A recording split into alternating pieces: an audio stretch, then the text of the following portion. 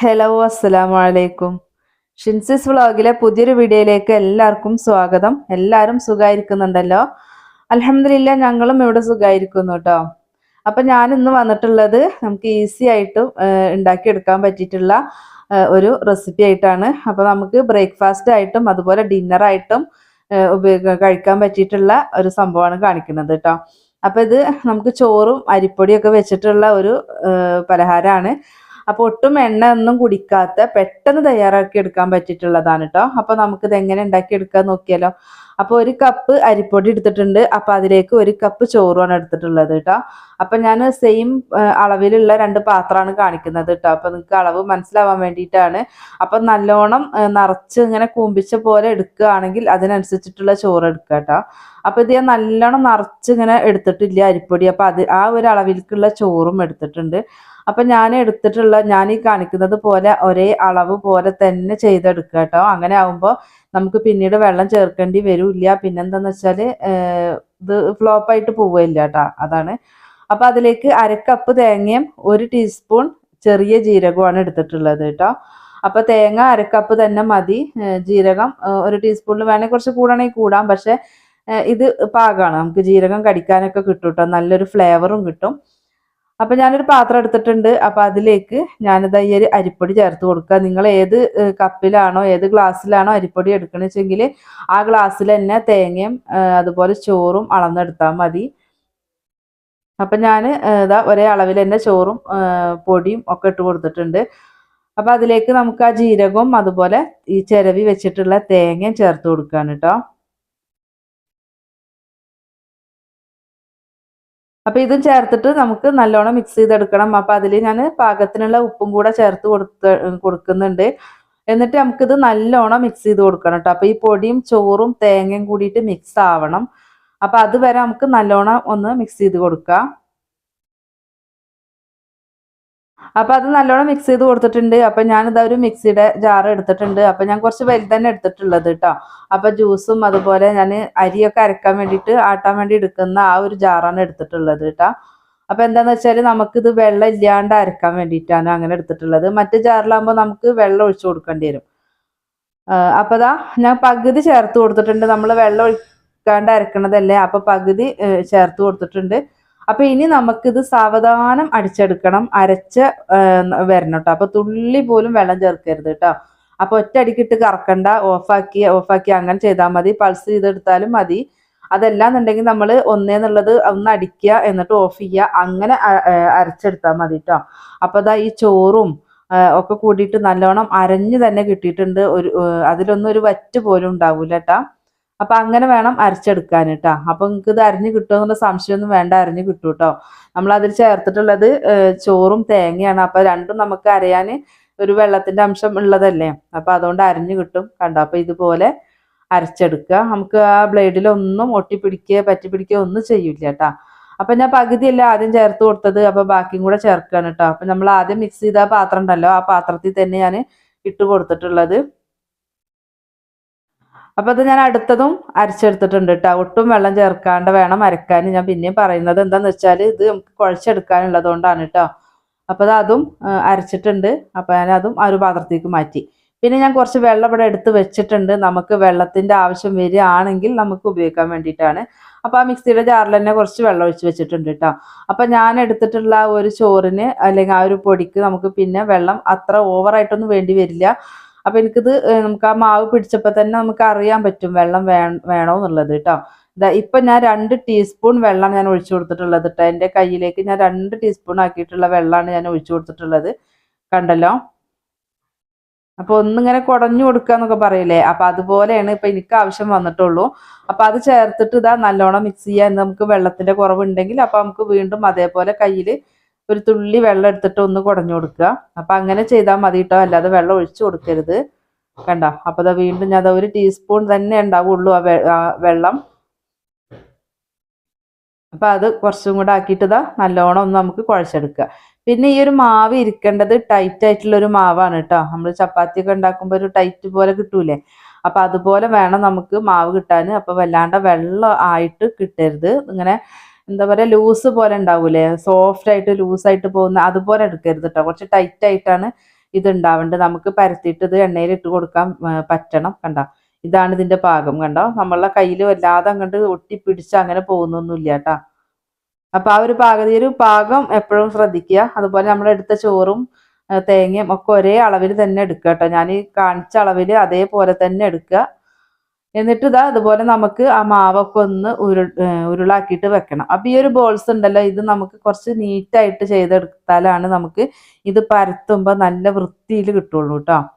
അപ്പൊ അതിന് വേണ്ടിയിട്ട് ഇതാ എല്ലാം നമുക്ക് ഒന്ന് ബോൾസ് ആക്കിയിട്ട് മാറ്റി വെക്കുന്നുണ്ട്. അപ്പൊ ഇത് ഒട്ടി പിടിക്കൊന്നുമില്ല. അപ്പൊ നിങ്ങൾക്ക് ഇത് ഉരുട്ടുന്ന സമയത്ത് നമ്മളെ കൈ ഡ്രൈ ആയിട്ടുള്ള കൈ കൊണ്ട് പോയിട്ട് തൊടുമ്പോൾ ഒട്ടിപ്പിടിക്കാൻ തോന്നുകയാണെങ്കിൽ കൈ കഴുകിയിട്ട് ഒന്ന് നനച്ചിട്ട് വെറുതെ ഒന്ന് നനച്ചതിന് ശേഷം വന്നിട്ട് ബാക്കിയുള്ളത് ഉരുട്ടിയെടുത്താൽ മതി കേട്ടോ. അപ്പൊ അതിന് ശേഷം ഞാനിത് അതൊക്കെ ബോൾസ് ആക്കി വെച്ചിട്ടുണ്ട്. പിന്നെ ഞാൻ പരത്തുന്നത് ഇതുപോലെ ഒരു ഷീറ്റിൽ വെച്ചിട്ടാണ് കേട്ടോ. അപ്പൊ നിങ്ങൾ എന്തിൻ്റെങ്കിലും ഒരു കവർ എടുക്കുക, ഓയിലിൻ്റെയോ അല്ലെങ്കിൽ നമുക്ക് അങ്ങനെ എടുക്കുക, നല്ല കവർ ഉണ്ടാവില്ല, വൃത്തിയുള്ള എന്തെങ്കിലും ഒരു കവർ എടുത്തിട്ട് അതിൽ നമുക്ക് പരത്തി കൊടുക്കാം. ഇത് പ്രസ്സിൽ പരത്തിയിട്ടുണ്ടെങ്കിൽ അത്ര ഇതിൽ കിട്ടുമെന്ന് എനിക്കറിയില്ല. ഞാൻ എന്തായാലും ഇങ്ങനെ ഒരു കവറിലാണ്, ഇപ്പൊ ഈ ഒരു കവറിലാണ് ഞാൻ ചെയ്യാറ് കേട്ടോ. അപ്പൊ അതാ ഒരു ഉരുള എടുത്തിട്ട് നമ്മൾ അതിന്റെ നടുക്ക് വെച്ച് കൊടുത്തിട്ട് ജസ്റ്റ് ഒന്ന് നമ്മൾ പ്രസ് ചെയ്ത് കൊടുക്കുന്നുണ്ട്. നമുക്ക് ആ റൗണ്ട് ഒന്ന് കറക്റ്റ് കിട്ടാനാട്ടോ. അപ്പൊ ഒന്ന് കൈ വെച്ചിട്ട് ജസ്റ്റ് ഒന്നുകൊണ്ട് പ്രസ് ചെയ്ത് കൊടുക്കുക. എന്നിട്ട് നമുക്ക് ഇതുപോലെ നല്ല പരന്ന ഒരു പ്ലേറ്റ് എടുക്കുക.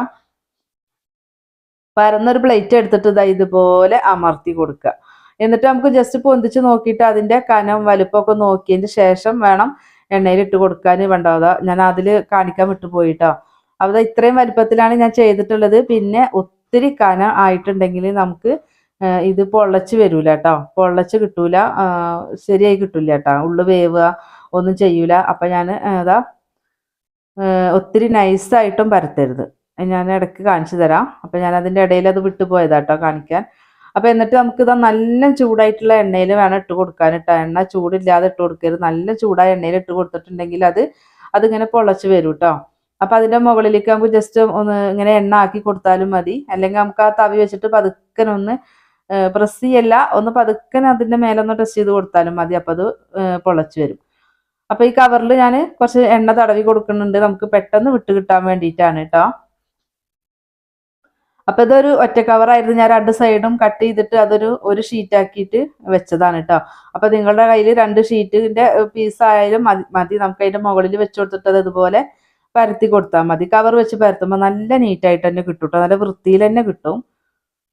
കണ്ട, ഇതുപോലെ നമുക്കൊന്ന് എടുത്ത് നോക്കിയിട്ട് കനുണ്ട് നമുക്ക് തോന്നുകയാണെങ്കിൽ നമുക്ക് വീണ്ടും അത് അമർത്തി കൊടുക്കുക. അങ്ങനെ നമുക്കൊരു പാകത്തെ കനത്തിലെടുത്താൽ മതി. അപ്പൊ ഒത്തിരി നൈസ് പോലെ എടുക്കരുത്, ഒത്തിരി കനം ആവരുത്. കണ്ട, ഇങ്ങനെയാണ് ഞാൻ എടുത്തിട്ടുള്ളത് കേട്ടോ.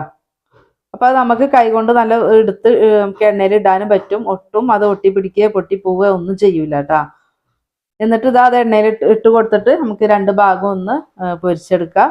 പിന്നെ നമുക്ക് ഒരു ഭാഗത്ത് ആയതിന്റെ ശേഷമായി നമ്മൾ എപ്പോഴും ഇത് തിരിച്ചിട്ട് കൊടുക്കാവുള്ളൂ കേട്ടോ. നമ്മൾ പൂരി ഗോതമ്പ് മാവിന്റെ പൂരി ആണെങ്കിൽ പോലും നമുക്ക് അങ്ങനെയാണ്. അത് അങ്ങനെ ചെയ്താലേ നമുക്ക് കുറച്ച് വൃത്തിയിൽ നല്ലപോലെ കിട്ടുള്ളൂ. കണ്ടോ, അപ്പൊ ഒരു 2 ഭാഗവും ഞാൻ അപ്പുറം അപ്പുറം തിരിച്ചിട്ട് ഒന്ന് എടുത്തിട്ടുണ്ട് കേട്ടോ. ഇത് എണ്ണ കുടിക്കൊന്നുമില്ല, നമുക്ക് ചോറല്ലേ വെച്ചിട്ട് എണ്ണ കുടിക്കൊന്നുമില്ല കേട്ടോ. അപ്പൊ നമുക്ക് ബാക്കിയുള്ളതും കൂടെ ഒന്നിങ്ങനെ ചെയ്തെടുത്താലോ. അപ്പൊ ഇങ്ങനെ ഒന്ന് ചെയ്തിട്ട് നമുക്ക് എണ്ണയിലിട്ട് കൊടുക്കാം.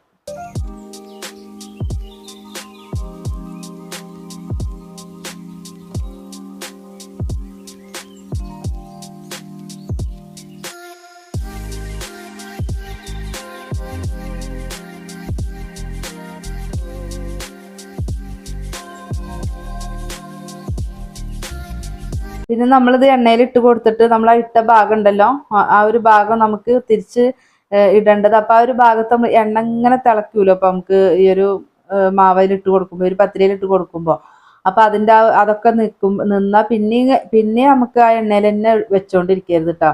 അപ്പൊ നമുക്ക് എന്ത് പലഹാരം ആണെങ്കിലും അത് നമുക്ക് പിന്നെയും ക്രിസ്പായിട്ട് പോവുള്ളൂ കേട്ടോ. ഭയങ്കരമായിട്ട് ആയി പോവും. അപ്പൊ അതിന് അങ്ങനെ ചെയ്യരുത്. ഇപ്പൊ നമുക്കിത് കുക്കായിട്ടുണ്ടെങ്കിൽ നമുക്ക് ആ എണ്ണയുടെ തിളക്കലും ഒക്കെ ഒന്ന് ഒതുങ്ങൂട്ടോ ആ ഒരു ഭാഗത്തെ. അങ്ങനെ ആയിട്ടുണ്ടെങ്കിൽ ആ ഒരു ഭാഗം കുക്കായി പിന്നെ നമുക്ക് ആ എണ്ണയുടെ ഇടേണ്ട ആവശ്യമില്ല. അങ്ങനെ ആയാൽ പിന്നെ നമുക്ക് മറിച്ചിട്ട് കൊടുക്കുക. എന്നിട്ട് ആ ഒരു ഭാഗം അതിന്റെ അരികൊക്കെ ഒന്ന് എണ്ണയിലൊന്ന് തട്ടിച്ചു കൊടുക്കുക കേട്ടോ. നമുക്ക് ആ പിന്നെ ചട്ടുകം വെച്ചിട്ട് കണ്ടാൽ ജസ്റ്റ് ഒന്ന് ഇതുപോലെ ഒന്ന് തട്ടിച്ചു കൊടുത്താൽ മതി. അപ്പൊ ഞാൻ മുഴുവനും പൊരിച്ചെടുത്തിട്ടുണ്ട്. കണ്ടോ, നമുക്ക് ഇത്രയും കിട്ടിയിട്ടുണ്ട് കേട്ടോ. അപ്പൊ എല്ലാതും നമുക്ക് പൊള്ളച്ച് കിട്ടി. ഒരെണ്ണ ഞാൻ കുറച്ച് കട്ടിക്കായിട്ട് ഇട്ട് കൊടുത്തു കേട്ടോ. അതാ ഞാൻ കാണിച്ചു തരാൻ വേണ്ടിയിട്ട് ചെയ്തതാണ്. ഇതാ ഒരെണ്ണം വല്ലാണ്ട് പരത്താണ്ട് കുറച്ച് കനത്തിൽ തന്നെ ചെയ്ത്. അപ്പോൾ കുറച്ച് കനത്തിൽ ചെയ്തിട്ടുണ്ടെങ്കിൽ ഇങ്ങനെയാണ് ഉണ്ടാവുക കേട്ടോ. ഉള്ള് വല്ലാതാണ്ട് വെന്ത് കിട്ടൂല, പക്ഷെ പൊള്ളക്കൂല, പക്ഷെ അത് കഴിക്കാനും നമുക്കൊരു ടേസ്റ്റ് ഉണ്ടാവില്ല. അപ്പോൾ ഇതാ ബാക്കിയെല്ലാം നമുക്ക് നല്ലോണം പരത്തി കുറച്ച് നല്ലോണം പൊള്ളച്ചിട്ട് തന്നെ കിട്ടിയിട്ടുണ്ട്. പിന്നെ നമ്മൾ ഈ ഒരു പൊള്ളച്ചിട്ടുണ്ടെങ്കിൽ പെട്ടെന്ന് അത് താഴ്ന്നു പോകുന്നില്ല. പിന്നെ ഇതിൻ്റെ പുറം ഭാഗം കുറച്ച് ക്രിസ്പിനെസ് ഉണ്ടാവും, നല്ല സോഫ്റ്റുമാണ് കഴിക്കാൻ.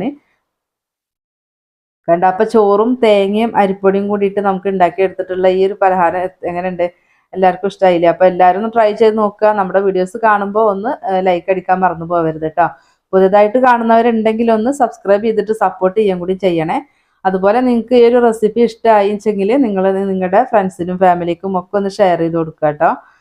പിന്നെ ഇതുപോലെ ഒന്ന് ഉണ്ടാക്കി നോക്കണം കേട്ടോ. ഉണ്ടാക്കി നോക്കിയിട്ട് നിങ്ങളുടെ ഫീഡ്ബാക്കും കൂടെ ഒന്ന് തരണേ. അപ്പോൾ കണ്ടോ, അപ്പോൾ അത് നമുക്ക് നമ്മുടെ ഈ മൊരിഞ്ഞെടുക്കലൊക്കെ നമ്മുടെ ഇഷ്ടത്തിന് എടുക്കാം കേട്ടോ. അപ്പോൾ ഞാൻ കുറച്ച് അങ്ങനെ കളർ മാറ്റിയിട്ടൊന്ന് എടുത്തിട്ടുണ്ട്. നല്ല സോഫ്റ്റ് ആണ് കേട്ടോ. നമുക്ക് ഇങ്ങനെ കാണും, പുറമേക്ക് ഒരു ക്രിസ്പിനെസ് ഉണ്ടാവും. നമ്മളത് പൊട്ടിച്ച് കഴിക്കാനൊക്കെ നല്ല ടേസ്റ്റാണ്. കണ്ടോ, നല്ലോണം പൊള്ളച്ച് വന്നിട്ട് ഉള്ളൊക്കെ നല്ലോണം വെന്തിട്ടുണ്ട്. അപ്പോൾ അളന്നെടുക്കുന്ന സമയത്ത് കറക്റ്റ് അളവിൽ എടുക്കാൻ വേണ്ടി ശ്രദ്ധിക്കുക കേട്ടോ. അപ്പോൾ ഇന്നത്തെ റെസിപ്പി നിങ്ങൾക്ക് എല്ലാവർക്കും ഇഷ്ടമായെന്ന് വിശ്വസിക്കുന്നുണ്ട്. തീർച്ചയായിട്ടും എല്ലാവരും ഉണ്ടാക്കി നോക്കുക. അതുപോലെ കഴിച്ച് നോക്കിയിട്ട് നിങ്ങളുടെ ഫീഡ്ബാക്കും കൂടെ തരണേ. അപ്പോൾ ഇൻഷാ അല്ലാഹ് നമുക്ക് മറ്റൊരു വീഡിയോ ആയിട്ട് വീണ്ടും കാണാം. അസ്സലാമു അലൈക്കും.